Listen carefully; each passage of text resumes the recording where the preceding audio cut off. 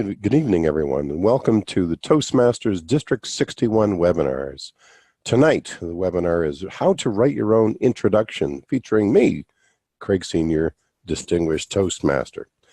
So why do we do this webinar, and how did this come up? Well, people asked us for it.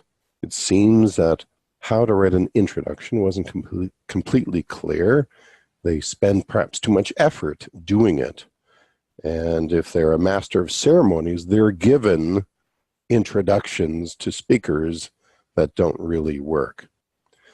So the components of an event are the workshop, keynote, or training proposal. This is what you as a speaker would send in to get hired by an event. Have your learning outcomes, your biography possibly if they ask for it, an abstract detailing what the training is all about, perhaps how you might conduct it, what kind of participant exercises you might do so that the event planner has a very good idea that you're going to be a great speaker. Advertising copy possibly if they're going to advertise you. So you need to know whether that's an event that isn't featuring you per se as the lead, or whether you're just one of many speakers. You need to know that, and whether you need to send an advertising copy and graphics, possibly a beautiful photograph of you, and possibly any audio or visual requirements that you might have. Now, when working with a meeting planner, sometimes you will get them saying, send us your bio. And they really mean send us your introduction. So when they say send us your bio or biography, I will send them the biography and I will say, by the way, here's my speaker introduction, how I want to be introduced, so that it's completely clear, rather than having a back and forth email. Oh, is that what you meant? That's what I meant. Is that what you meant? That wasn't what I meant. So I can usually solve it in a single email. So the purpose of the speaker's introduction. Now this happens in Toastmasters, but introducing a speaker isn't something exclusive to Toastmasters. Many events introducing speakers is done. Often it's done poorly, or some level of not exactly wow. So why do it at all? So one reason is the master of ceremonies, the person introducing the speaker, is warming up the audience to the subject and to the speaker, so that before the speaker takes the stage at all, the audience is already interested. Perhaps they just come back from lunch. They need to reframe their mind, get focused again. And so the master of ceremonies helps with that. In Toastmasters, we often at the club we'll see some humorous introductions. Usually it's scrapped out on a piece of paper at the last minute. So why this subject? It could be a common problem. Everyone in our organization is having this problem, right? Yeah. And the master of ceremonies is getting agreement from the audience on the problem. Yes, everyone knows that. Some common understanding. Maybe it's something that everyone knows. It's not a problem per se, but it's an understanding, a policy maybe that everyone's familiar with, and the speaker is going to bring some distinction to it. Maybe it's a common desire or something that we are all working towards. For example, if 5 years ago, the city of Ottawa had a meeting with many attendees and the subject matter was the light rail transit, it's a common desire to get it done. Perhaps a common virtue. So by virtue, I mean a broad or abstract idea. For example, everyone agrees that we want to have better customer service. but maybe we don't know how to do it. So we agree that we want to do better. We all have different ways of doing it. And maybe the speaker is bringing a way that's going to really work for us. And then why now? Is there something about this timing, this moment, that makes this subject particularly valuable for this group of people? For example, many people dislike alligators, or at least swimming with them, or many people want to learn how to swim with the alligators at work.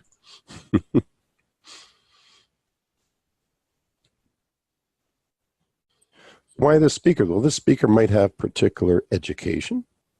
Education is one of the sources of information about it.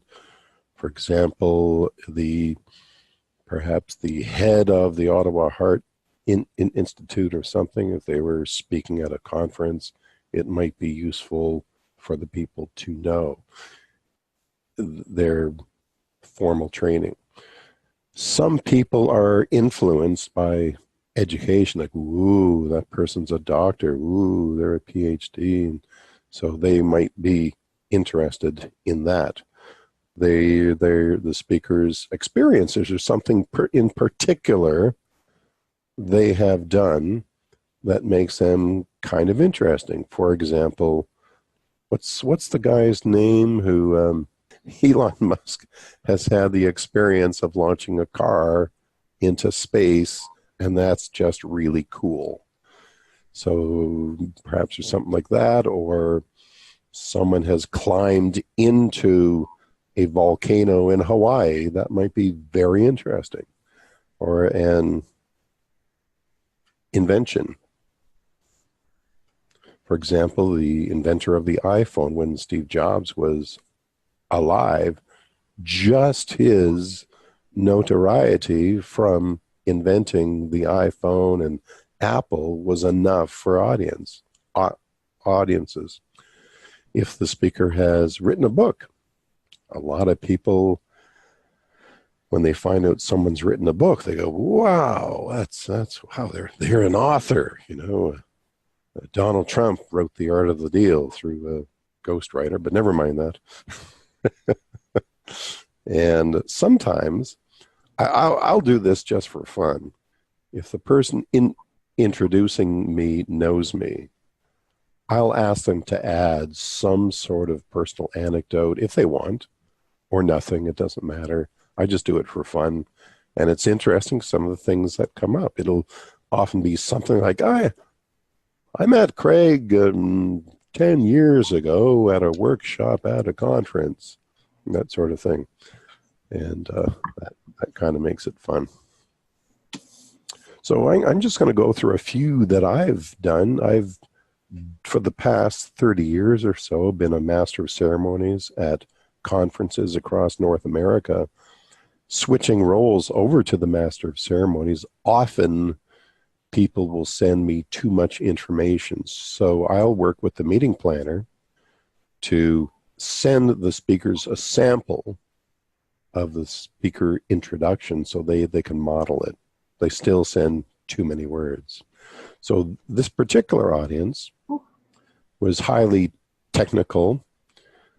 And so my introduction to him was as follows. The ability to document better and change faster is a critical factor in the success of a business whose products are complex, highly technical, and rapidly changing due to a quickly developing market and constantly changing technology. Is that familiar? Small companies often rely on internalized but poorly documented processes executed by specific individuals to meet daily challenges. Now, while growth and changing requirements strain both the processes and the people involved. Is that familiar?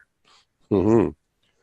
This is a story of small victories won and lessons learned while managing the engineering change process in a high technology company. Kurt Carlson has over 25 years of experience in the computer networking industry, with 4 years in configuration management. He likes to claim that his Bachelor of Arts in Philosophy from the University of Minnesota helped him develop an analytical outlook, while his experience primarily in networking software in a variety of companies and countries has accustomed him to the need for flexibility and rapid and constant change. He received his CM2 certification in the previous millennium. Please help me welcome Kurt Carlson. And so this audience would actually understand these words. If you have no idea what they mean, it's fine. And if you do know what they mean, that's terrific. So I break it down into two pieces. Why this subject? And in my case, you heard me checking in. Does that sound familiar? So it's a problem. Familiar problem? You've done that? Yes, yes. And I'm kind of going back with the audience. Part of, as a master of ceremonies, the getting them to answer is to get them into rapport with me, the master of ceremonies, so they, when the speaker comes up, the audience are already warmed up and ready for the speaker. And then here's a call down at the bottom here. Kurt has over 25 years of experience. And this particular group is focused on configuration management, so we need to bring that in. And we make a little humorous quip, which the emotional intensity of configuration management is something like accounting. So anything we can do to add some humor always helps. And then we do a warm, rousing, warm call-up for him. Sometimes people need no introduction at all. This was one where I introduced Max Keeping at a charity event called Rise Up for Haiti. We have a special guest with us this evening, someone who understands through his own foundation that every child is sacred. The man who needs no introduction, our very own Max Keeping. And the crowd went totally nuts because Max required no introduction at all. So when someone needs no introduction, well, I don't give them an introduction. And the audience thought that was quite funny. And he comes up and the audience just roars and goes crazy. So that was a very short one. This is one from me for a workshop that I often give.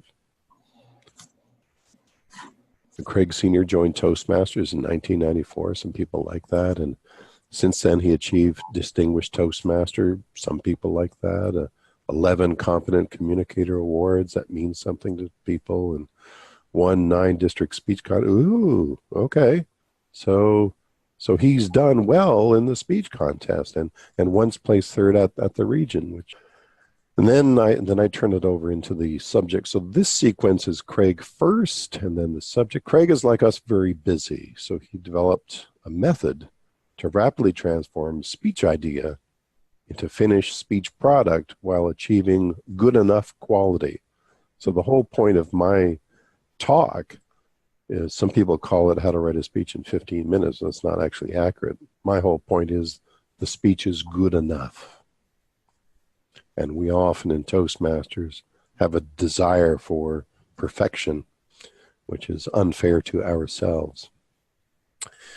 He's delivered this training at many Toastmasters clubs, several Toastmasters leadership institutes, the TLIs, you've been to that, great. A Toastmasters regional conference, and even the Canadian Association of Professional Speakers. For many, even professional speakers, this workshop was a real eye-opener. Today, you'll definitely take away something you can use. And then, if the person has a personal anecdote, I invite them to just say it. We have some fun with that. That seems to warm people up. Then, during my talk, I will do a call back to some of the information here. Oh, you remember when they said, yeah, so here it is right now. So that's pretty much it, Joanne. Did you have any particular questions? Well, I suppose the reason that I was intrigued by the workshop tonight, the webinar, was the fact that in my Toastmasters clubs, and I belong to two of them, it seems like pulling teeth to get an introduction provided to the Toastmaster. So often, very often, it turns out to be, here's Fred delivering down the road Fred, and that's about as far as the introduction tends to go. So I try to encourage, and whenever I'm general evaluator, try and bring up that, an introduction is more than just the person's name and speech title, and that the person who's speaking is responsible for providing that content. Excellent.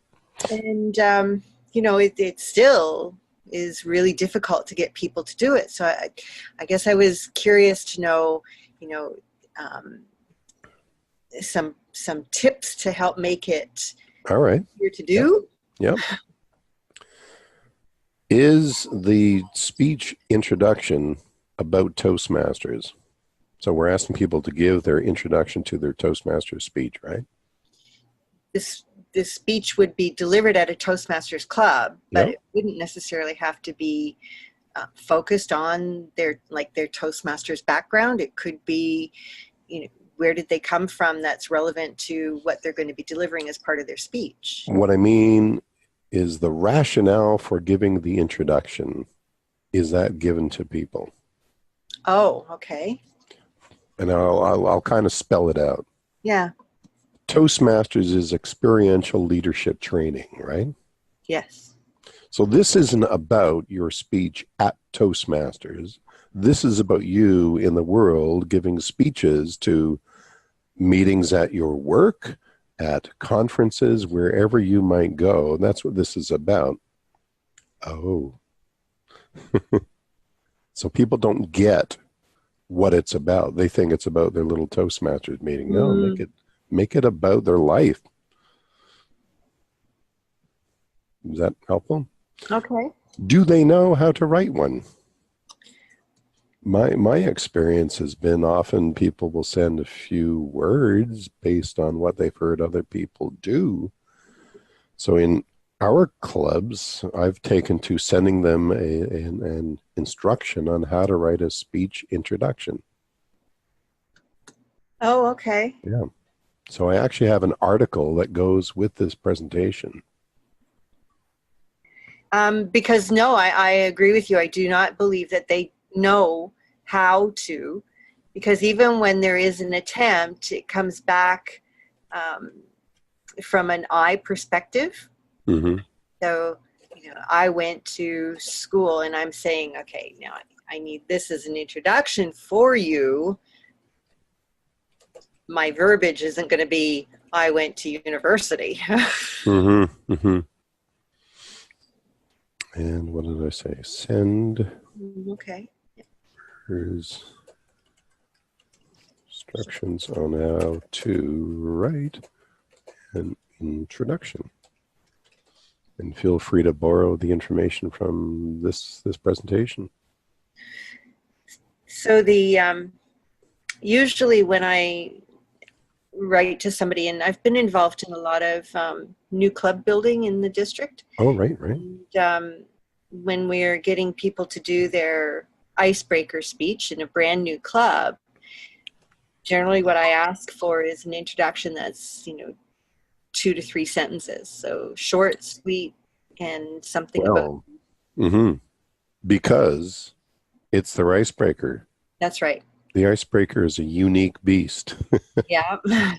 Its purpose is to introduce people. So unless there was a particular segue that might be humorous or a setup that's interesting, I mostly don't bother with it, with the icebreaker.